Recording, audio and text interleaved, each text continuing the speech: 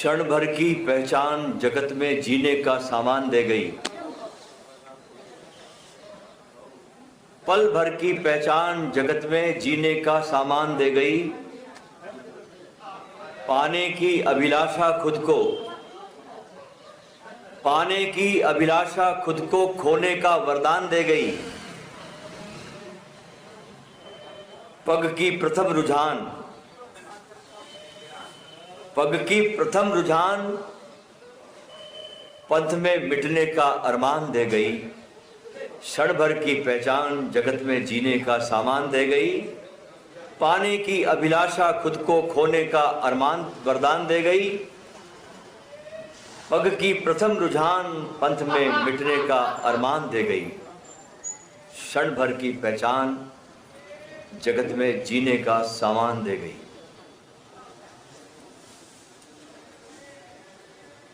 इस सदी में एक बहुत बड़े वैज्ञानिक हुए, सर अल्बर्ट आइंस्टीन के नाम से जाने जाते हैं, जिन्होंने इस सदी में लॉ ऑफ रिलेटिविटी सिद्धांत को विकसित किया और विज्ञान की पुरानी खोजों को आगे बढ़ाया। इनके साथ एक उनका ड्राइवर भी रहता था हमेशा। जहां भी जाते आइंस्टीन अपना भाषण देने के लिए तो अपने ड्राइवर को जरूर साथ ले जाते। तो एक बार ड्राइवर ने आइंस्टीन से कहा कि सर, मैंने हर बैठक में आपके द्वारा दिए गए भाषण को पूरी तरह से मैंने याद कर लिया है। आपने जहां जहां कुछ बोला है, मैंने आपके भाषण को पूरा याद कर लिया है। आइंस्टीन बड़ा हैरान हो गया कि इतनी कठिन विषय पर भी ये ड्राइवर व्यक्ति कह रहा है कि मैंने आपके हर भाषण को याद कर लिया है। उन्होंने कहा ठीक है चलो। तो बोले एक काम करना कि अगले जो मेरे प्रवचन के जो आयोजक लोग हैं वो मुझे जानते नहीं हैं, कभी देखा नहीं मेरे को, तो तुम मेरे साथ चलना और मेरे स्थान पर तुम बोलना और मैं तुम्हारा ड्राइवर बनूंगा। मुझे जिन लोगों ने बुलाया है प्रवचन के लिए, भाषण देने के लिए, तो तुम मेरे स्थान पर तुम बोलना और गाड़ी चलाने का मैं करूंगा, मैं तुम्हारा ड्राइवर बनूंगा। थोड़े मजाकिया भी थे अल्बर्ट आइंस्टीन, बहुत गंभीर वैज्ञानिक नहीं था ये, बहुत हंसी मजाक और जीवन के अंत में बहुत एक अच्छा संत होके गया यह व्यक्ति। ऐसा ही हुआ कि अगले बैठक में ड्राइवर जो थे वो मंच पर चढ़ गए और आइंस्टीन नीचे बैठे रहे और जो ड्राइवर था फराटेदार भाषण देने लगा आइंस्टीन की तरह। जो जनता आई थी वहां, विद्वान लोग जो आए थे, बड़े बड़े जानकार लोग, बड़े जोर जोर से उन्होंने तालियां बजाई सुनकर के भाषण। लेकिन उस समय हुआ क्या कि एक प्रोफेसर ने उठकर पूछ लिया उस सभा में कि सर, वो तो समझ रहा कि आइंस्टीन ही है ना जो बोल रहे, जो कि सर, क्या आप अपने थ्योरी ऑफ, जो आपने निकाली है थ्योरी ऑफ रिलेटिविटी, उसको क्या आप हमको फिर से समझा सकते हैं? असली आइंस्टीन ने देखा कि अब खतरा हो गया शुरू, अब पकड़ा जाएगा ये ड्राइवर, क्योंकि बहुत कॉम्प्लिकेटेड विषय है लॉ ऑफ रिलेटिविटी को समझाना। लेकिन ड्राइवर ने जो जवाब दिया, ये सुनकर तो आइंस्टीन भी हैरान हो गया। ड्राइवर ने जवाब दिया कि क्या ये छोटी सी इतनी आसान सी बात भी आपके दिमाग में आई नहीं? उस प्रोफेसर को जवाब दिया उन्होंने, अरे मेरे ड्राइवर से पूछिए, वो आपको समझा देगा।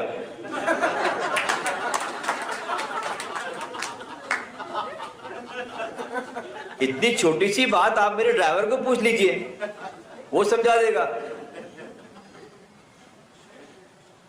इससे क्या सिद्ध होता है कि यदि आप बुद्धिमान लोगों के साथ चलते हैं तो आप भी बुद्धिमान बनोगे, और मूर्खों के साथ चलते हैं, उनके साथ उठोगे बैठोगे मूर्खों के साथ, बुद्धिहीन लोगों के साथ, तो आपका मानसिक और बुद्धिमत्ता का स्तर भी और आपकी सोचने की भाव दशा भी उन्हीं मूर्ख लोगों के जैसी हो जाएगी। इसलिए अपने संगत को थोड़ा ऊंचा रखिए, अपने श्रेष्ठतम लोगों के साथ थोड़ा बैठिए, अपने नीचे से संगत नहीं करना, थोड़ा ऊंचाई के लोगों से साथ बैठना, उठना बैठना, उनका रंग चढ़ता है। अभी कुछ दिन पहले हमारा एक प्रोग्राम मुंबई में, क्या बोलते पानी के जहाज को, क्रूज, हाँ, एक बहुत बड़ा कार्यक्रम हमारा 80 लोगों का एक शिविर हुआ क्रूज में। तो जो मित्र हमको इनवाइट किए उस क्रूज में प्रोग्राम करने के लिए, मिस्टर सिंगल बॉम्बे के, जो पूरे वर्ल्ड के शिप का बड़ा डिजाइनिंग करते हो, बड़ा काम है उनका। तो शिविर समाप्त हुआ तो वो हमको होटल ताज में हमको सुबह का नाश्ता और चाय पिलाने के लिए लेके गए, गेटवे ऑफ इंडिया के सामने। हम लोग पहुंचे वहां, अंदर से देखा तो बड़ा भव्य, बड़ा विराट, बड़ा आलीशान एक वैभव झलकता है उस होटल में अंदर। हम जाके बैठे, एक कुर्सी बड़ी अच्छी चुनाव की उन्होंने, जहाँ से गेटवे ऑफ इंडिया बैठे बैठे दिखता था सामने से। हम लोग बैठे, चाय आई, बहुत महंगी चाय, नाश्ता भी बहुत महंगा, और लोग बहुत बैठे थे वहाँ। तो मैंने उनसे पूछा कि इतना महंगा आकर के यहाँ पर लोग पीते हैं, खाते हैं, इसके पीछे क्या कारण है? तो उनका जवाब बड़ा गजब लगा मेरे को, उस सिंगल साहब का। उन्होंने ये बोला कि इस पूरे होटल में जो एनर्जी फील्ड है वो बहुत बड़े बड़े लोगों की थिंकिंग का एनर्जी फील्ड है। हर आदमी जो आके बैठता है, तो हम जब बैठते हैं यहाँ पर आके और एक घंटा 2 घंटा गुजारते हैं, तो हमको बहुत सी आइडियाज आती है यहाँ बैठे बैठे। बात समझ में आ रही? तो इतना बड़ा बड़ा आदमी बैठता है वहां पर आकर के होटल ताज में, तो उनका जो चिंतन है, उनका सोचने की दृष्टि है, उनकी जो भाव दशा है, वो सब उस होटल में, उस तरंगों में व्याप्त हो जाता है। जब कोई आदमी, कोई बड़ा आदमी कोई काम करने के लिए उत्सुक होता है तो जाके बैठता है, चाय का ऑर्डर देता है, 2 घंटे बैठ रहता हूँ, तो उसको आइडियाज वहां आते हैं। तो बोले हमने 400-500 रुपये चाय के जरूर दिए, लेकिन यहां से हम 4 लाख का आइडिया लेके जाएंगे। इसलिए अच्छे लोगों से दोस्ती रखिए, अच्छे माहौल में उठिए, अच्छे माहौल में बैठिए। और आध्यात्मिक साधना का सारा जो माहौल है वो 3 टुकड़ों में बटा है। वो है उपासना, दूसरी साधना और तीसरी आराधना। उपासना का मतलब क्या हुआ? उपासना का सीधा सा सरल सा अर्थ है कि जगत की परम सत्ता यानी भगवान के साथ बैठना, उनके पास, उनके नजदीक बैठना, उनके साथ थोड़ा सा मिलन करने की भावदशा के साथ बैठना। अच्छा, नजदीक बैठने का भी एक असर होता है। जैसे जहां पर चंदन के पेड़ होते हैं, उस चंदन के पेड़ के पास जो छोटे छोटे पेड़ पौधे होते हैं ना, वो भी थोड़े थोड़े सुगंधित हो जाते हैं। वे पौधे भी, छोटे मोटे पौधे भी चंदन के पास पड़े पड़े थोड़े बहुत सुगंध उनमें भी आ जाती है। और ऐसी स्थिति मेरी भी हुई। गुरु रूपी चंदन का बड़ा सा पेड़ इस धरती पर ओशो के नाम से उगा, और हमने उनसे उनके जीते जी संबंध जोड़ लिया और हम खुशबूदार हो गए। आपने लकड़ी को देखा होगा, लकड़ी पड़ी रहती है, लेकिन जब वो आग के संपर्क में आती है, अग्नि के संपर्क में आती है, तो वो भी आग जैसी लाल हो जाती है। यह सत्संग। लकड़ी जब आग के संपर्क में आती है तो वो भी आग जैसी लाल हो जाती है। उसको आप छू नहीं सकते क्योंकि वो आग बन जाती है। ये अर्थ हुआ उपासना का, नजदीक बैठने का। नजदीक बैठना यानी जुड़ जाना, समर्पण कर देना। जुड़ने की, समर्पण की ये कला हमारे गुरु ने हमको सिखाई और हम पूरी दुनिया से जुड़ते चले गए। अब देखिए, गांव की कोई गंवार महिला हो, बिल्कुल पढ़ी लिखी नहीं है, बिल्कुल इलिटरेट, क ख ग भी उसको नहीं आता। गांव की गंवार महिला अगर वो अपनी शादी किसी बड़े सेठ से कर ले तो गंवार महिला क्या कहलाती है? सेठानी कहलाती है ना। अगर सेठ के शादी हो जाए इस गंवार महिला की तो लोग सब सेठानी बोलेंगे इसको, पूरे गांव के लोग। ये सब समर्पण का चमत्कार है। अगर आपको भी कोई हासिल करनी, कोई बड़ी महत्वपूर्ण उपलब्धि, बड़ा काम करना है, तो आपको इस समय जो उपलब्ध महानतम लोग हैं, जो वर्तमान में मौजूद है, जो चले गए उनकी बात छोड़ दीजिए आप, जो आपके सामने उपस्थित है, जो आपके आसपास मौजूद है, उनके साथ आपको जुड़ना पड़ेगा। क्योंकि बूंद जब समुद्र में गिरती है तो वो सागर हो जाती है, और यह है समर्पण।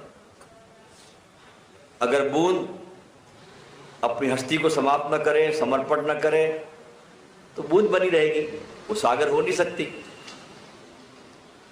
अध्यात्म में यही भगवान को समर्पण करना उपासना कहलाती है। अच्छा, कृष्ण के जीवन को पूरा पढ़िए आप,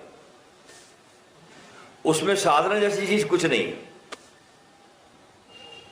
कि बैठे हो भगवान पालती मार के योगासन कुंडलनी जगा के। साधना जैसी कोई चीज कुछ नहीं है, उपासना जरूर है। इसलिए कृष्ण ने अपने जीवन में दो दो गुरु धारण किए। भगवान को भी गुरु करना पड़ता। देखिए कितनी सुंदर बात, भगवान ने संकेत दिया, गुरु बिना मार्ग नहीं मिलता, गुरु बिना मार्ग मिलता ही नहीं। अरे जब छोटे मोटे संसार के काम में भी हमको गुरु ढूंढने पड़ते हैं। अब आपने कोई कार ली, कार चलाना आपको सीखना है तो गुरु करना पड़ेगा ना, बगल में बैठाने के लिए। छोटी मोटी चीजों के लिए भी आदमी को गुरु धारण करना पड़ता है। छोटे छोटे कामों के लिए भी आपको कंप्यूटर सीखना है तो भी गुरु बनाना पड़ेगा। और तो और अगर एक डॉक्टर, अगर मान लो एमबीबीएस की डिग्री लेकर भी आता है अपने स्कूल से, कॉलेज से, तो उसको भी डिग्री लेने के बाद में किसी बड़े डॉक्टर के हाथ के नीचे 1 साल तक काम करना पड़ता है। किसी मेडिकल कॉलेज में जाकर के इंटर्नशिप कोर्स करना पड़ता है, उसके बाद वो अपनी डिस्पेंसरी खोल सकता है, उसके पहले नहीं। डिग्री तो लेके आया, लेकिन अकेली डिग्रियां काम नहीं पड़ती, अनुभव काम पड़ता है।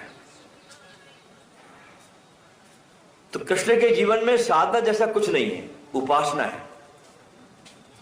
उपासना का मतलब है हिम्मत करना, साहस रखना, पास बैठना, गुरु के निकट होते जाना। और निकट होने का मतलब खुद को मिटाते जाना, मिटते जाना। देखिए, हम परमात्मा से उतने ही दूर है जितना हमारा ईगो है। जितना हमारा ईगो है उतने हम भगवान से दूर है। और जितने हम खोते जाते हैं, पिघलते जाते हैं, बहते हैं, उतने ही उसके पास आ जाते हैं। और जिस दिन हम बिल्कुल भी नहीं रह जाते, जिस दिन हम बिल्कुल भी नहीं रह जाते, उस दिन उपासना पूरी हो जाती है और हम परमात्मा हो जाते हैं। जैसे बर्फ पिघलकर पानी बहती है, बनती है, बस उपासना ऐसे ही है कि आपका ईगो, आपका अहंकार, आपका घमंड जो आपने बना रखा है, और हर आदमी के पास ईगो है। मजे की बात, झोपड़पट्टी में रहता है उसको भी ईगो है, मिडिल क्लास का उसको भी ईगो है। सब लोग इसी बीमारी से ग्रसित है। शायद जो बड़ा आदमी होता है वो शायद ईगो, कोई ऐसे लोग मिलते हैं, बड़े बड़े लोग हमको, जिनमें रंच मात्र भी ईगो नहीं होता, क्योंकि निश्चित बात है कि जो वृक्ष ज्यादा फलों से भर जाता है वो झुक जाता है।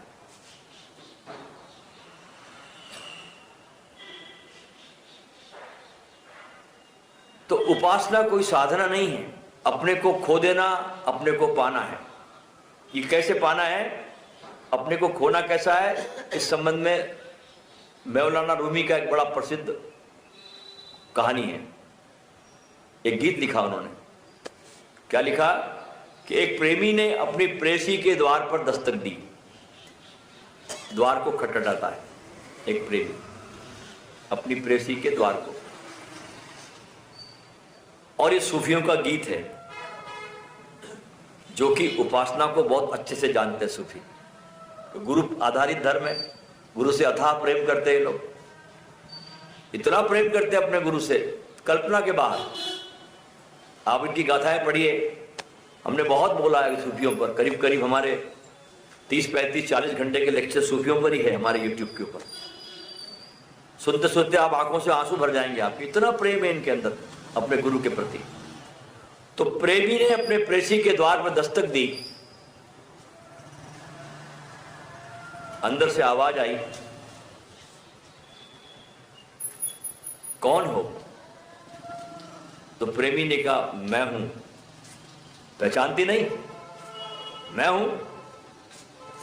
फिर भीतर से कोई आवाज नहीं आती, चुप हो जाता है मामला, सन्नाटा छा जाता है। फिर प्रेमी द्वार खटखटाता है और कहता है, मेरी आवाज नहीं पहचानती? मैं हूं। तब भीतर से बड़ी मुश्किल से इतनी भर आवाज आती है कि जब तक तुम हो तब तक प्रेम के द्वार खुल नहीं सकते, क्योंकि जब तक मैं है तब तक प्रेम के द्वार खुल कैसे सकते हैं? तो जाओ, उस दिन आना जिस दिन तुम्हारा मैं पूरी तरह से गल जाए। और कहानी कहती है रूमी की, प्रेमी वापस लौट जाता है। वर्ष आते हैं, जाते हैं, और वर्षों के बाद वो प्रेमी वापस लौटता अपनी प्रेमिका के पास, द्वार पर दस्तक देता है। भीतर से वही सवाल कि कौन है, लेकिन अब वो प्रेमी कहता है, अब तो तू ही है। और रूमी की कविता यहां पर पूरी हो जाती है, द्वार खुल जाते हैं। तो उपासना के लिए साधना ज्यादा महत्वपूर्ण नहीं है, बस अपने से मिटना होता है और पास पहुंचना हो जाता है। अभी आजकल देखिए हमारे जीवन में सुविधाएं बढ़ रही है तो हमारे जीवन में तनाव भी बहुत बढ़ रहा है। जितना मनुष्य आज का तनावपूर्ण उतना पहले कभी नहीं था। आज का मनुष्य बहुत सुविधाएं उसके पास हो गई जो पहले कभी थी नहीं। पहले एक साइकिल भी लेना बहुत बड़ी बात थी। पहले घर में एक तुम्हारा लैंडलाइन फोन हो जाना बहुत बड़ी बात होती थी। अब हर आदमी के पास आज 1-1 लाख 2-2 लाख के फोन उसकी जेब में लेके घूम रहा आदमी। गाड़ियां उसके पास, अच्छे मकान हैं, अच्छे फर्नीचर है, सब कुछ उसके पास में, अच्छी जीवन शैली भी है, बहुत है खाने के लिए। और इतने भीतर से हम खाली भी है बहुत। बाहर से बहुत भर लिया अपने को हमने, लेकिन भीतर से बहुत खाली है। और ये खालीपन हम कैसे भरते हैं? वस्तुओं से। जिन चीजों की जरूरत नहीं हमको, वो भी बड़े बड़े मॉल में जा करके खरीद कर लाते हैं और घर को कबाड़ खाना बना देते हैं, जिनकी आवश्यकता नहीं घर में हमारे। सुकरात के बारे में मैंने पढ़ा कि सुकरात को एक बार उसके कुछ मित्र ग्रीस में, एथेंस में एक बड़े मॉल में लेके गए कुछ शॉपिंग करवाने के लिए अपने गुरु को। सुकरात ने पूरे मॉल का चक्कर लगाया, घूमे फिरे, सब सामान देखा और बिना कुछ लिए बाहर निकल गए। उनके शिष्यों ने पूछा, आपने कुछ लिया नहीं? तो सुकरात ने जो जवाब दिया वो कमाल का है। कहा कि मेरा काम इनके बिना भी चलता है, मेरा काम बहुत अच्छे से चल रहा है इन सब सामान के बिना भी। लेकिन हम चूंकि भीतर से इतने खाली है तो वस्तुओं से अपने को भर लेना चाहते हैं। अब हम कई घरों में जाते हैं तो हम देखते हैं घर में जिसकी कोई जरूरत नहीं है वो भी सामान ला के रखा है। घर में स्पेस का तो लोगों को पता ही नहीं कि स्पेस भी कोई चीज होती है। स्थान का भी कोई महत्व है, खालीपन की भी कोई जगह है, और घर तो होता ही खालीपन से है। और हमने उसको ऐसा बनाया, ऐसा बनाया। अच्छा, पूरे घर में ये देखें हमने कि आदमी लोगों से मिलने के लिए तो बहुत अच्छा सोफा सेट लाता है, ड्राइंग रूम सजाता है, सब कुछ करता है लोगों से मिलने के लिए, लेकिन परमात्मा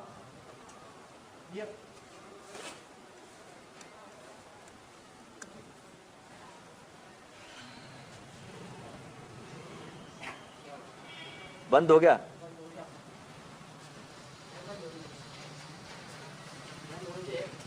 हाँ, करंट नहीं है।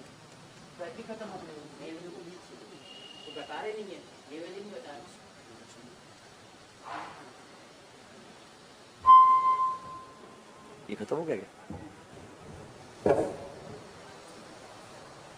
खत्म हो गया सामने, इसे निकाल से बोला था।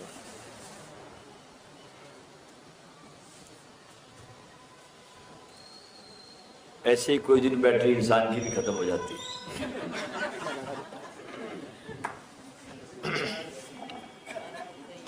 हर चीज से सीखिए। तो जिसने हमको पूरा जीवन दिया, परमात्मा ने, अपने घर में देखिए आपने उसको क्या स्थान दे रखा है। संसार से मिलने के लिए बड़ा अच्छा ड्राइंग रूम, और भगवान आपको इतना सब कुछ दे रहे हैं। वो ड्राइंग रूम भगवान ने दिया आपको, उसके लिए क्या करता आदमी? घर का कोई सड़ा हुआ कोना, कोई किचन के ऊपर टांग दिया भगवान को, तस्वीर में पड़ा रहा यहां पर। तो जिस घर में परमात्मा का कोई स्वागत नहीं है वहां तो सड़ा अतिथि भी नहीं आता। तो परमात्मा कैसे तुम्हारे घर में आएगा? इसलिए परमात्मा को भी घर में एक स्थान बनाइए जहां रोज बैठिए इबादत में। तो कैसे हम इस तनावपूर्ण जीवन में, हमारे जीवन में उपासना फलीभूत हो और नए जीवन शैली हम अपनाएं। 2024 आ रहा है अभी, मैं आपको कुछ सूत्र देके जाता हूं शिविर में। कैसे जियोगे आप? अगर आपने यही ढर्रा रखा 2023 का और 24 में प्रवेश किया, आपने नाच कूद लिया, सब कुछ लिया, और जीवन की शैली नहीं बदली, तो फिर क्या नया साल बनाया आपने? बदलना चाहिए। तो कैसे नई जीवन शैली आप अपनाएंगे? इस संदर्भ में ऋषि पातंजलि ने अपने योग सूत्र में अथ योग अनुशासनम का दर्शन देकर हमें बताया कि जीवन को एक सुंदरतम व्यवस्था दो। पहला सूत्र, ये आपके काम के सूत्र दे रहा हूं मैं आपको। अगले दिन की जो आपकी दिनचर्या है, जो आप कल आने वाला समय आपके सामने है, उसकी दिनचर्या रात्रि को ही निश्चित कर लो एडवांस में। क्योंकि यदि सुबह सुबह आपका तनाव रहा तो पूरा प्रभात तनावपूर्ण रहेगा। और ऐसा कहा जाता है कहावत में, जिसकी सुबह अच्छी तो उसकी दोपहर अच्छी, जिसकी दोपहर अच्छी उसकी शाम अच्छी, और जिसकी शाम अच्छी उसकी रात अच्छी, और फिर तो पूरी जिंदगी ही दूसरी हो जाती है। एक एक ईंट से आपका महल बनता है। जो कल सवेरे से आपका जीवन शुरू होगा उसकी तैयारी आपको रात्रि में ही कर लेनी चाहिए, ताकि अगला दिन आपका शुरुआत बहुत शांति में बीते, हड़बड़ी में नहीं। तो अक्सर मैं देखता लोगों के घर में पति पत्नी बड़े झगड़े हो जाते हैं सुबह सुबह ही। मेरा ब्रश कहाँ रख दिया, टॉवेल किधर है, साबुन किधर है, जूता किधर है, फलाना किधर है। सुबह से अखाड़ा शुरू हो गया महाभारत का वहां। तो अपनी दिनचर्या को पहले दिन ही रात्रि में सेट कर लो। अपने घर में सब चीजें यथा स्थान पर रखने की कोशिश करो। हमारी बहुत गंदी आदत है, कपड़ा सीने की सुई हमको भी काम पड़ती है तो हम ढूंढने लगते घर में कि कहाँ रखी, किधर रखी, क्या रखी, कहाँ रखी। उसी में हम लोग पागल हो जाते हैं, उसी में हम लोग अशांत हो जाते हैं।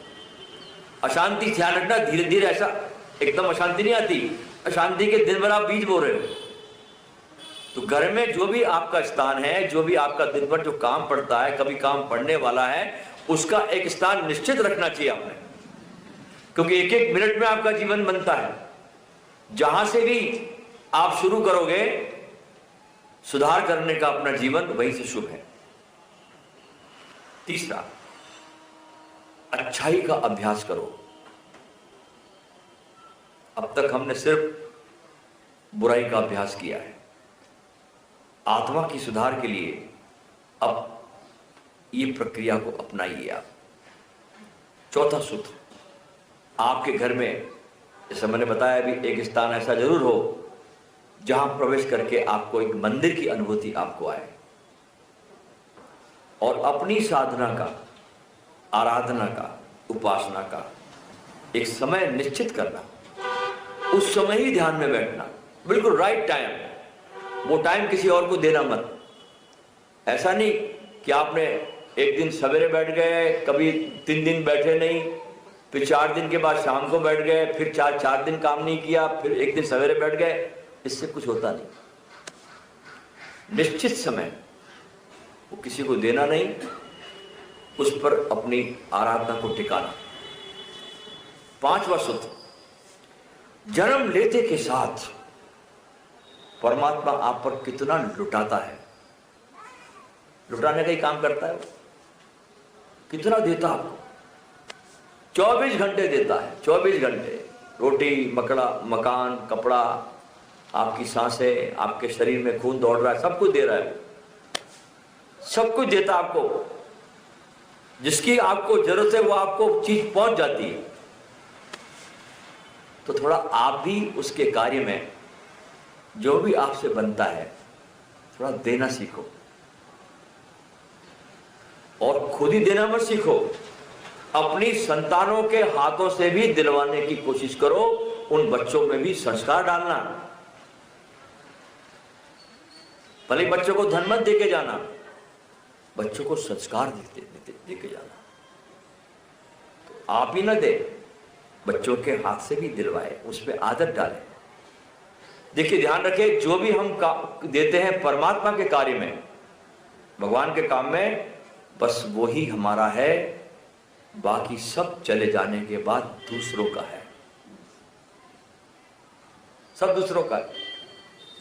इसलिए दादू दयाल कहते हैं संत कि दादू दिया है भला, दिया करो 2 हाथ, और दिया घर में चांदना, और दिया चाले साथ। क्योंकि देने की जो आदत है, देने की जो प्रवृत्ति है, उससे आपके जीवन में शांति आती है, इस लोक को सुधारती है, उस लोक को भी सुधारती है। इसलिए 5वां सूत्र है कि कुछ भी जो आपके पास हो, अरे कुछ ना हो तो कम से कम मुस्कुराहट तो दे सकते हो, उसमें भी क्यों कंजूसी करते हो? आदमी इतना कृपण हो गया है कि अपनी मुस्कुराहट तक को नहीं बांटता आदमी, इतने कंजूस। इतने कंजूस तो बंदर भी नहीं देखे मैंने। उनको भी कुछ बोलो तो वो भी सामने रिस्पॉन्स करते हैं। देना सीखिए, आपके पास बहुत कुछ है देने के लिए। अपने बच्चों के लिए जब 9 सत्र में कुछ आप पुस्तकें खरीदे, कुछ बच्चों के लिए नए कपड़े बनाए, बच्चों के स्कूल खुले हैं, तो उस समय किसी आपके पड़ोस में, आपके आसपास किसी गरीब बच्चे का भी ध्यान रख लेना। तो अपने ही परिवार के इर्द गिर्द जी के मत मर जाना। आसपास किसी निर्धन बच्चे का भी ध्यान रखना, किसी जरूरतमंद का ध्यान रख लेना। अगर आपने इतना सा भी ध्यान रख लिया किसी जरूरतमंद का, तो परमात्मा न जाने आपका कितना ध्यान रखेगा। क्योंकि वो लाखों आंखों से देखता है, तुम्हारे जीवन को देख रहा है, वो हर पल देखता है तुमको, और न जाने फिर कितनी कृपाएं आप पर बरसेगी। जो भगवान के काम में देते हैं ना, उन पर बड़ी कृपाएं बरसती। छठवां सूत्र, जब भी समय मिले, जब भी अवसर आए, महापुरुषों को अपने घर में जरूर आमंत्रित करना। ये हमारे देश में परंपरा रही है जो खत्म हो गई है। हम संतों को बुलाते थे अपने घरों में, उससे एक घर में संस्कार आते थे, बहुत सी बातें उससे घटती थी। सातवां सूत्र, सुबह सुबह संसारिक बातें मत करना। सबसे पहले उठ करके अपने गुरु का स्मरण करना, और उसके बाद थोड़ा प्रकृति में घूमने जाना, थोड़ा घूमने जाना। परमात्मा का ये आकार रूप है, इसके पीछे निराकार है। थोड़ा पहले आकार से दोस्ती तो करो, निराकार से मिलने के पहले। तो आकार प्रकृति में थोड़ा घूमने जाना, और वहां पर रास्ते में घूमने फिरने में मान लो कोई बड़बोला मिल जाए जिसको बातचीत करने की आदत है। बहुत लोगों को बड़ी भयंकर आदत है बातचीत करने की। कोई मिल जाए तो उसका सिर्फ जवाब देना हाँ हूं बस बस, तो इतना ही बोलना, उससे बातचीत में लग मत जाना। हमको होश ही नहीं रहता। मजे की बात है, एक बड़बोला क्या मिल जाता, हम भी महा बड़बोले बन जाते हैं उसी समय, बिना होश के उसकी धारा में बहने लगते हैं। हमको पकड़ लेता हो कचरे की डस्टबिन की तरह आदमी, क्योंकि उस समय भगवान का चिंतन का समय है। जब आप कहीं घूमने जा रहे हो तो घर में भगवान के चिंतन की और उसकी खुशबू लेकर लौटो, वो बड़बोले की दुर्गंध नहीं। क्योंकि भगवान से जुड़ते ही तुम्हारी बुद्धि सुबुद्धि हो जाती है।